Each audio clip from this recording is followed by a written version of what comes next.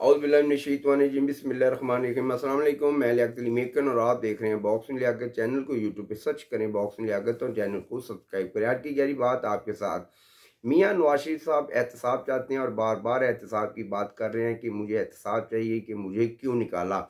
इस बात पर वो एहतसाब मांग रहे हैं, बिल्कुल उनका राइट है। अगर उनके साथ कोई ज्यादती की गई है तो पाकिस्तानी इदारों को और पाकिस्तान के वो लोग जिन्होंने इनके खिलाफ कोई साजिश की, उनको जवाबदेह होना पड़ेगा। यहाँ पर मैं आज पाकिस्तानी इदारों के बारे में थोड़ी सी एंड पे बात करूंगा। मैं ये समझता हूँ किसी भी पाकिस्तानी के लिए बड़े ही तकलीफ की बात होती है कि उसके जो इदारे हैं उनको क्रिटिसाइज किया जाता है, उनको सियासत में घसीटा जाता है और फिर उनको बदनाम भी किया जाता है। और बदनामी से बचने के लिए सिर्फ एक वाहिद रास्ता है कि हम अपने हदूद और हरबे में रहें और किसी भी तजियाकार को या किसी भी शख्स को हम पर बात करने की जरूरत ना हो। जैसे कि मेरे पे बहुत ज़्यादा इल्ज़ाम लगाया जाता है कि मैं पाकिस्तान तहरीक इंसाफ के ख़िलाफ़ बहुत ज़्यादा बात करता हूँ। मैं कभी भी किसी जमात के ख़िलाफ़ नहीं हूँ। मैं एक तजिया करता हूँ, छोटा सा अपनी सोच के मुताबिक करता हूँ और इंशाल्लाह मैं उस पर कायम रहूँगा और जिस जमात की जो बात मुझे गलत लगेगी मैं उस पर बात करूँगा। मियां नवाज शरीफ साहब कह रहे हैं कि मुझे एहतसाब चाहिए और उनको एहतसाब चाहिए स्टार्ट से, कि जब से वो इक़्तिदार में आए। क्या ये एहतसाब मियां नवाज शरीफ साहब सिर्फ अपने लिए चाहते हैं कि या कि फिर पाकिस्तान की तमाम उन सियासी जमातों और उन तमाम वर्कर्स के लिए भी चाहते हैं जिनके साथ इस मुल्क में ज्यादती की गई। जैसे कि मियां नवाज शरीफ साहब, जो एक इंसान जब गलत तरीके से इक़्तिदार में आता है तो फिर उसको गलत तरीके से ही इक़्तिदार से बाहर भी किया जाता है। यही मामला इमरान खान के साथ भी रहा है कि वो भी एक गलत तरीके से उन्होंने इक़्तिदार का रास्ता ढूंढा और एक आसान रास्ता ढूंढा और फिर एक बड़े ही आसान तरीके से उनको घर भेज दिया गया। वो गलत था या सही था, लेकिन वो एक आईनी रास्ता था, क्योंकि पाकिस्तानी कानून में एक आइन का रास्ता था। उनके इक़्तिदार को ख़त्म नहीं किया गया, एक आईनी तरीके से उनको घर भेजा और वो भी अपने एहतसाब की बात करते हैं।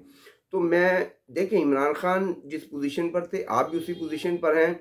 यहाँ पर मैं ये सवाल करना चाहता हूँ कि मियाँ साहब, अगर आप एहतसाब चाहते हैं तो आपको चाहिए कि आप 1990 की दहाई से जो है वो एहतसाब मांगना शुरू करें।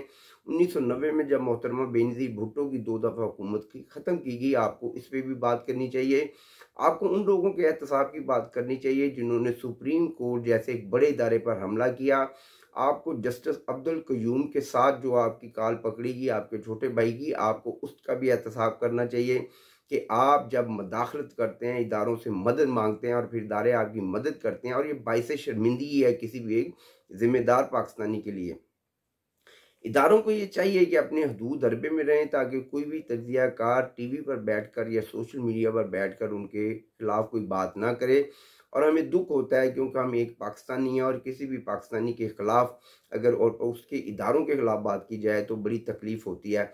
आपको एहतसाब की बात करनी चाहिए जब यूसुफ रज़ा गिलानी पर आपने ये दबाव डाला गया और आप उसका हिस्सा बने और मेमो गेट को लेकर आप खुद अदालत आलिया पहुंचे।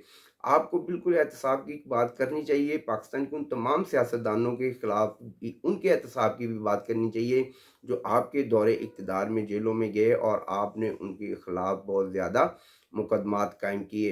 एहतसाब की बात जब इंसान सिर्फ अपनी ज़ात के लिए मांगता है और दूसरे लोगों के लिए वो इंसाफ की बात नहीं मांगता, तो उसमें एक दोहरा म्यार नज़र आता है। उसको सिर्फ अपनी ज़ात नज़र आ रही होती है, जिस तरह के पाकिस्तान तहरीक इंसाफ के कायद को अपनी ज़ात के अलावा उन्होंने किसी को भी पसंद नहीं किया और अपनी ज़ात को हमेशा उन्होंने मकदम रखा।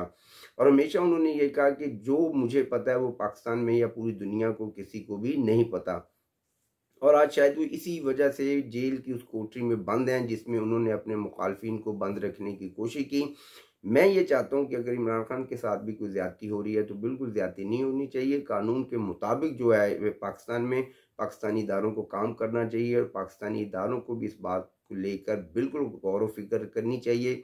इस वक्त पाकिस्तान में जो तस्वीर दिखाई जा रही है वो बड़ी वाज़ेह है कि मियाँ नवाज शरीफ जो है आने वाले वक्त में शायद वज़ीर-ए-आज़म बन जाए, लेकिन मैं तो इस बात को अभी तक बिल्कुल भी जो है ना मैं नहीं मान रहा।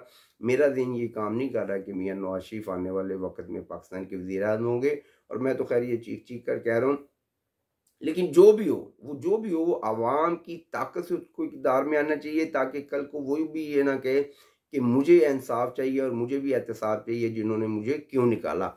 ये नारा अगर दोबारा कोई जमात लेके आएगी तो मुझे बड़ी तकलीफ होगी। वो इसलिए तकलीफ होगी कि वो सारा जो नारा होता है उसका जो सारा रुख होता है वो पाकिस्तानी इदारों पर होता है। ये जो सानिया 9 मई हुआ है उसमें सिर्फ ये था कि एक सियासी जमात के कायद ने एक ऐसा ज़हन बना दिया था अपने वर्करों का, अपने लोगों का, कि वो लोग यही समझते थे कि पाकिस्तान के जो उनके कप्तान थे इमरान खान, उनके साथ जितनी ज़्यादती की गई है वो पाकिस्तानी इदारों की जानिब से की गई है।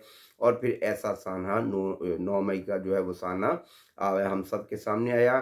मैं दुआ गूँ कि ऐसा सानहा दोबारा जो है वो वजूद में ना आए, और पाकिस्तानी इदारों को बड़ा सोच समझ कर आहिस्ता आहिस्ता अपने कदम जो हैं वो सियासत से पीछे हटाने चाहिए, और मुल्की वक़ार के लिए, मुल्की इज़्ज़त के लिए जो है हमें इंशाल्लाह काम करना चाहिए। और पाकिस्तान के जो इदारे हमेशा पाकिस्तानी वक़ार और इज़्ज़त के साथ खड़े हैं, उन्होंने कभी भी कंप्रोमाइज़ नहीं किया, कम अज़ कम पाकिस्तान के लिए। तो इसके लिए बिल्कुल उनको सलाम पेश करता हूँ। तो एहतसाब की बात करें तो मियाँ साहब फिर उन सब लोगों की बात करें जिनका ज़िक्र मैंने आपसे किया।